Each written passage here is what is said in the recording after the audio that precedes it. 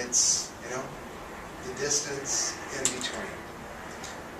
Would any of you like to ask anybody anything up here from what you've heard, what they've said that you'd like to say, or pitch in something about your own experience with this subject matter? Yes? I would. I just had, about 3 weeks ago, I've had 3 signs in the last year and a half, and the last one was a 2x4, just right smack right on the back of the head. Talk about the voice that tells you, and I often find that God talks to me in song lyrics, and the game is that I hear some part of a song, like this particular one was just a violin solo, and I'm hearing, what is that? And the song turned out to be "Wasted on the Way," Crosby, Stills and Nash, which is all about, we went through all this shit. Why, if we'd only just known this then, we'd probably be doing well now. And the lyric of the song with so much time to make up everywhere you turn, time that we've wasted on the way. And I had that song, once I realized what it was, I started listening to it on a loop on the way to work when I was working at the Apple store.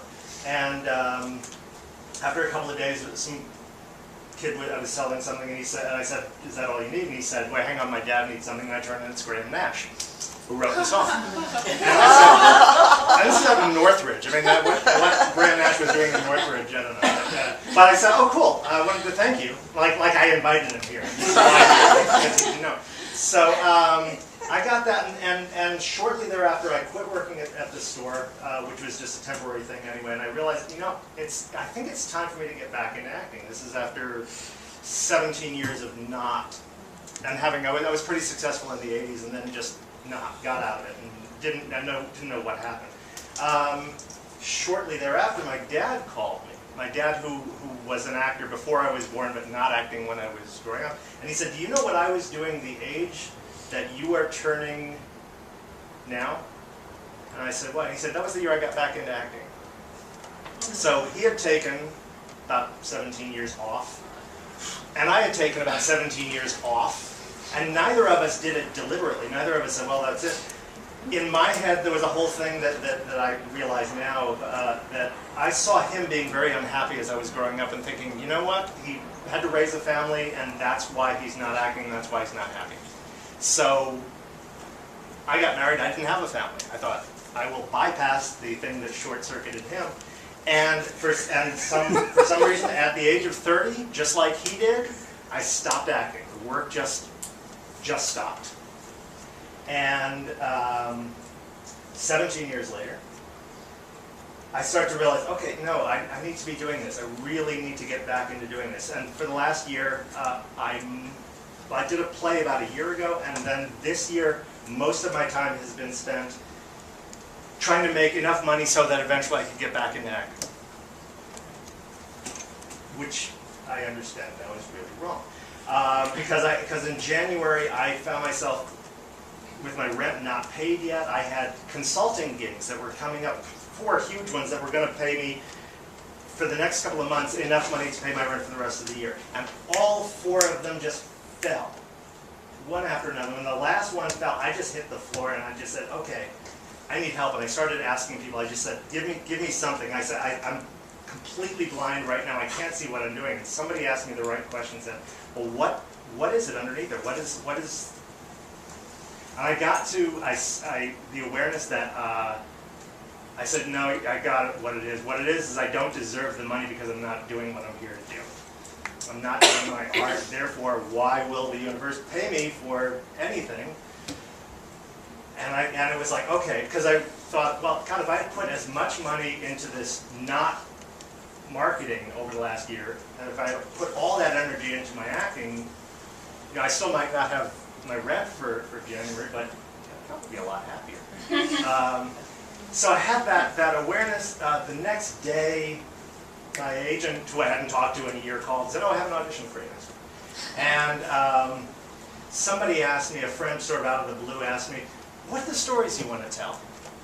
And I realized nobody had asked me that question in years. And so it sparked, well, let me think about that. What stories do I need to tell? And I'm kind of figuring those out. And then the day after that, I got a notice from unemployment saying, oh, your unemployment which ran out in November, you got the extension. So here's 12 forms, fill them out and we'll send you $5,000. So, you know, it was just as soon as I just made that switch, then it's like, and now I realize that if I don't actually take the appropriate steps now, it's going to be a bust next time, I think. So,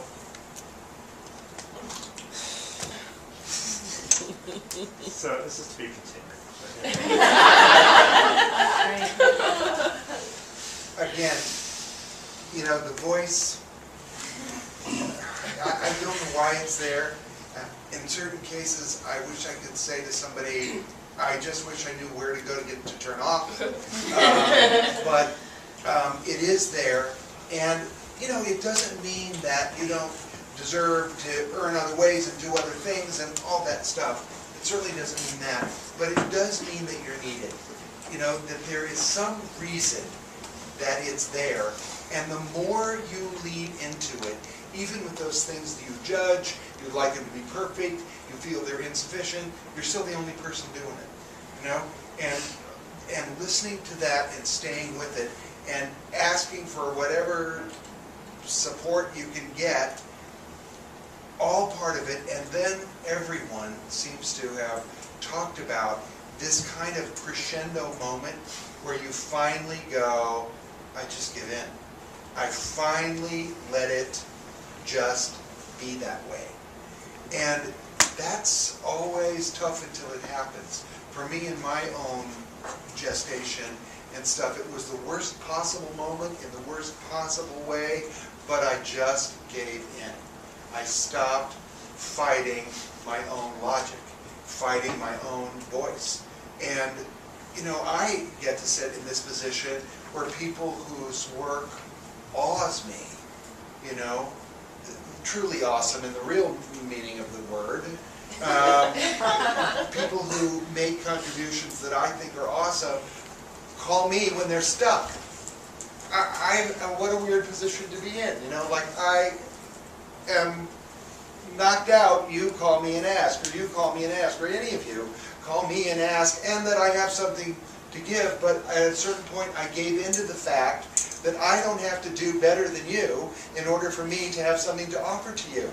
So could I stop, you know, and just accept that I happen to have a certain thing I can do, and if it contributes to what you do, what I know is you'll come and sit on the panel and you'll get, you know, it just, and I stopped arguing with myself that who am I to give anybody advice? Well, I don't know, I'm saying. So, there's certain pieces of advice I can give that are valuable. So what should I do? Not, you know? Bill. Now that you bring it up, being able to give advice, this is for all of you. You're talking about the one voice. Well, we all have multiple talents. What if they're all talking at once? Like, Rob, you said something about, well, we could do this. Well, I'll do this. And you could go in a sort of laser beam sort of way towards something.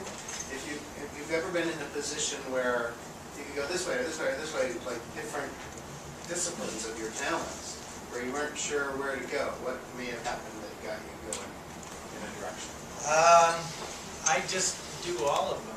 I don't know. I mean, it just, I mean, I can draw, so, and when I was 23, I wanted to be a director, but I couldn't afford a camera, and I didn't have the equipment, so I drew my movies. And they were comic books, and comic books are very like movies, because they're like storyboarded out, and there's a script and everything together, and I just kind of said it out loud, this is what's going to get me into movies. And this comic book, you know, I did it for 5 years, and it's like, it's a lot of work. I said it when I was 8. I said, I'm gonna be a comic book artist, and then I'm going to go into animation, and then I'm going to do movies, and so far it's been working out pretty good.